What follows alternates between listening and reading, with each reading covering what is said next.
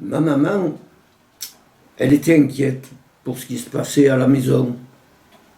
Parce que il fallait quand même qu'on voie le propriétaire pour savoir s'il avait foutu nos meubles dehors, parce qu'on ne payait pas le loyer à l'époque. On est resté comme ça, on habitait un moulin à farine. Et donc, c'est un moulin, on était dans le quartier de la rue des Jardins, ça se trouve au Rochasson, derrière le lycée Aristide Briand. Alors maman se dit, je vais descendre voir ce qui se passe.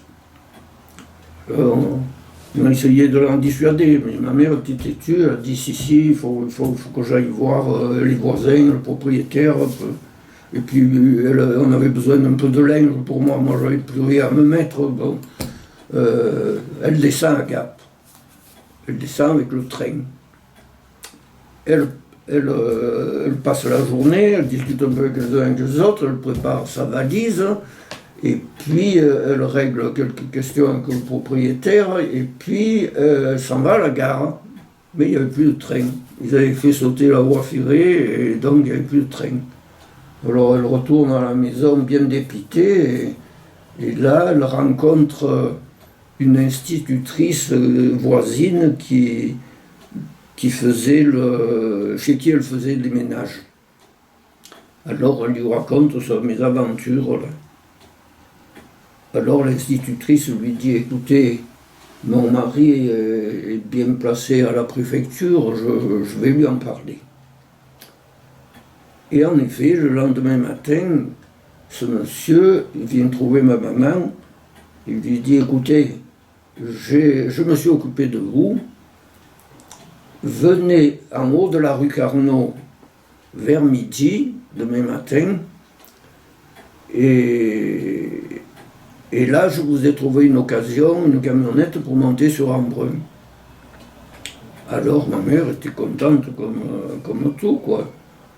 Elle descend à 11h30, elle descend, elle se plaçait à la rue Carnot, et là il y avait une camionnette, et cette camionnette, c'était les miliciens de Guillestre, de Montdauphin. Alors bon, elle a bien vu qu'ils étaient en uniforme, qu'ils avaient des armes, mais elle s'est dit, elle n'a pas cherché plus loin, elle s'est dit, bon, ben, je suis là avec ma valise, je ne peux pas rester ici, je m'embarque. Et la voilà partie, et tout le long, les miliciens, elle en avait attrapé la diarrhée.